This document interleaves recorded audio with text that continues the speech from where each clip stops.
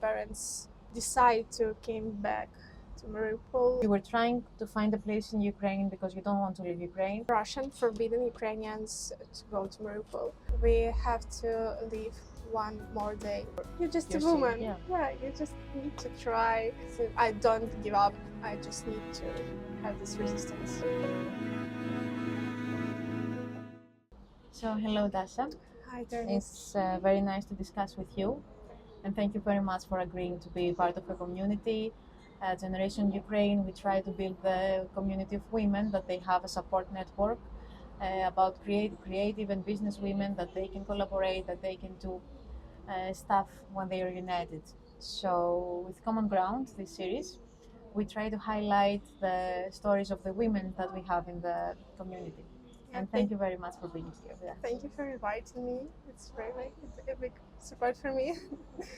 So, Dasha, when the war started, the full-scale invasion back in February 2022, you were a student in Kharkiv, right? I'm not a student. I'm just living in Kharkiv because I choose the city for live because I think it's an incredible city. Mm-hmm. Yeah. So, but it's really behind by Russia, unfortunately. Okay. Originally from Mariupol. Yes. And now we are in Kyiv. Yes. How did you end up in Kyiv today? Oh, 2024. It was a really long trip. First of all, first week of February and March 2022 was so stressful because I lost connection with my parents, and we are in Kharkiv, behind the border, and everything that we need to save our lives with my boyfriend. And first from 24, maybe for 1st of March, we was also without connection, without water, without everything. We don't have a car, and we just need to try to focus where we can go, because news was really terrible, like Lviv. You don't know where you need to go. We went to Dnipro city. It was a little bit calmer city than Kharkiv, and then we need to try to find a way on the west of Ukraine, like Lviv and etc. And then we found volunteer people who bring us to Lviv, and Lviv was so full of people, and we didn't find place for us. And then we go to Kalush. It's in Ivano-Frankivska district, oblast, and there we wait for my parents. They just like everything what I want, just try to find connection with my parents. Yeah. So now, like, you took us back to March of 2022, yes, right? Yes. So you decided to come here together with your boyfriend to start your life again. Yeah, try to find our safe place, because in Kalush was really stressful things, and my parents just told me we are okay, we are fine. We now try to try to avoid the Russian soldiers, and came to Dnipro for maybe 3 or 4 months. We try to find our place. We try to find some, really safe place where we can just work in, because money is really important. Yeah. My parents lost their jobs. They lost everything, and I was, maybe main person who bring money in our family. And then my parents decide to came back to Mariupol, and we, with my boyfriend, we decide to try to find our maybe future. And Kyiv, I think Kyiv is more safe place than another city, for example, Dnipro or Kharkiv, unfortunately. You were trying to find a place in Ukraine because you don't want to leave Ukraine. Yeah. And that we can supposedly say that it's safe. And this is why you chose Kyiv, Yes. Because you hope that you will build your future here. Yeah. You have the opportunities since it's not in the front lines and it's not one of the regions that are half-half if they will be occupied or not, you feel like this is the safe place to be right now? Yes, Kiev is more safe place than another one, but you can be safe in our situation. And now we try just to looking for some job, we try to make some money. But Mariupol is forbidden for me. They forbidden Ukrainians, Russian forbidden Ukrainians to go to Mariupol. I can't even try. You cannot even try to go back to your birthplace, like No, the city it's that you grew up impossible. to. Yeah. Yeah. So those who stayed actually needed to give up their identities, get the Russian Yes. passports to actually be Russians, turn Russians in their Yeah. whatever age. And you, that you were not there when this was happening, you cannot go back there. Now your reality is Kiev. This is where your daily life is. What do you do here in Kiev? Try to figure out what I can do for myself, for my family, and for my country. Because Kiev full of living now, volunteering, and etc. For example, every Sunday there are meeting for Azov, because Azov was taken as prisoners of war, and now we try to help them back again, because I have some friends in what was in Mariupol. So yeah, there are some imitation of living in the war, and we try to figure out how we can exactly live here. Yeah. So on Sundays you volunteer to take the prisoners back. Yeah. The rest of the days, what do you do for Dasha? Working. Yeah, have some walking with my dog, drinking coffee with my boyfriend, just reading some news, calling my mother and say, "How are you?" And they're like, "Oh, we're okay." And it's like you try to create some routine in which you can live with all these situations. Mm-hmm. So you are a freelance copywriter, right? Yes. Yeah, I try to find some big project now because I'm free, and letters and words, it's really something important for me, and I can create something cool. As Dasha, how do you deal with it? Like, I know that you had to separate from your parents, you had to actually forget the place that you came from as a place that you could potentially return to. And I assume that just by knowing that you have your home somewhere, some person might find, like relief in the anxiety of everyday life. But this is not a scenario for you. You're not allowed to return there. At the same time, you're in a new city. That even here you have the problems of the daily alarms that you have to go and find refugee. You have to go to the shelters. You have to deal with the reality of the war actually every day in your life. At the same moment that you are also trying to build your future. Yeah, it's difficult.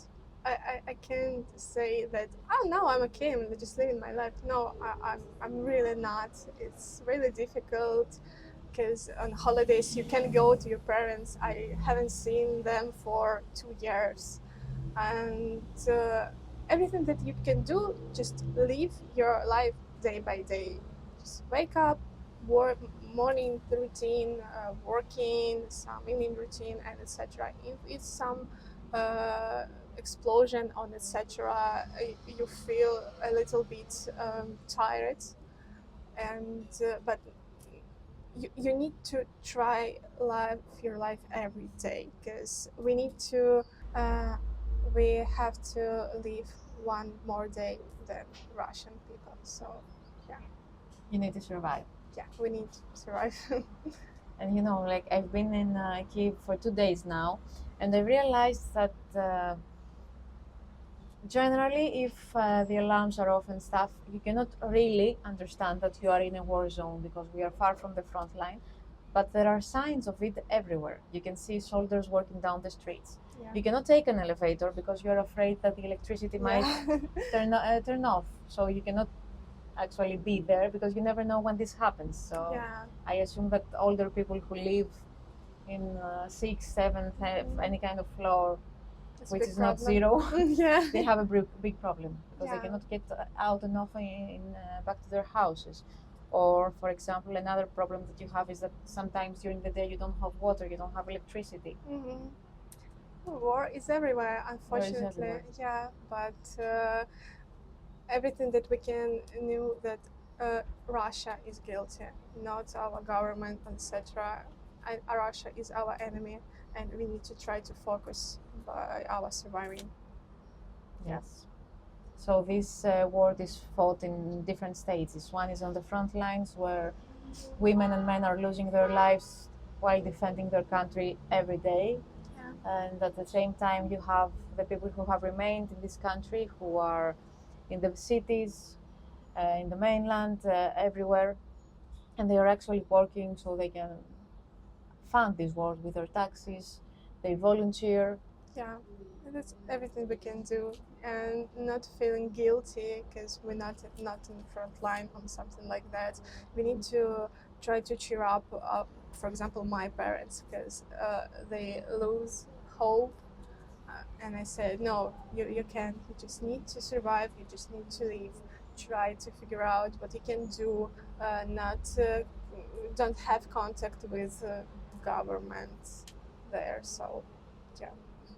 You're resistant. We try. Yeah, You're we resistant. try. Yes. Like the women that I have met so far from Ukraine are incredible, because I see them like you every day trying to figure out their lives, and at the same moment volunteering, at the same moment providing for their families, which I think that it's an issue that we will generally start talking about, because it's not easy for a person of like 20s, 30s to provide for themselves and build their own future, and now they also have to provide for their parents.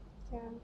And they have no other option when you have to leave You're just your a woman. city. Yeah, you just need to try administrate everything in your life that you have, and war including this. So, for example, if you're wife of soldier, you also have a lot of trouble and a lot of things to anxiety. So we just try. All roles, like Yeah. you can either be a mother, a wife, an aunt, all a in daughter. One. Yes, all in one. All in Worker. one. Friend. Yeah, and you need to have enough resources for this, and you try to find some inspiration, but it's difficult because every day is bad news, and you're like, I don't give up. I just need to have this resistance. So what would your message to the fellow Ukrainians women who have stayed here and they are trying every day to fight this war with their own means? What is your message to them? I think that Ukrainian women are really great. I think they do enough right now, and everything that I want to say that just if you want to relax. If you want to make some great things, do it. I believe in you, and I think that women are great. And your message to the women of Ukraine that are part of our community and they're living in different countries now because of the war, they have to escape. Don't blame yourself on things that like I'm not in country or something like that. You're also in war mentally on something like that. So just try to figure out what you can do for yourself, because the best thing is thinking about you. And Dasha, you became a member of our community, of the Generation Ukraine community, when you joined our event in Lviv, December 2023. What does it mean to you to be a part of this community? It's mean a lot for me, because your Themis and Yula so inspired me to do things for myself, to be a strong woman who can do everything, try to find new job, try to find myself, and try to find this peace in my heart. So thank you so much for inviting me in this. Thank you for trusting us. Thank you for being present, for trying to make the most out of this community, because I'm sure that the way that you inspired us and we wanted to share your story, the same way you have inspired other women of our community. We've heard that. Being a young woman that has lost house, it's not safe to stay where she actually moved in order to proceed with your life, and like being on the move for 2 years to find a place to stay in this young age. It's very inspiring that you finally settled, for now at least, and you're trying to do the best out of every day. Thank you for this community. I'm really grateful that we are met. Thank you, Dasha. Yeah, thank you. Thank you very much for being with us. Thank you.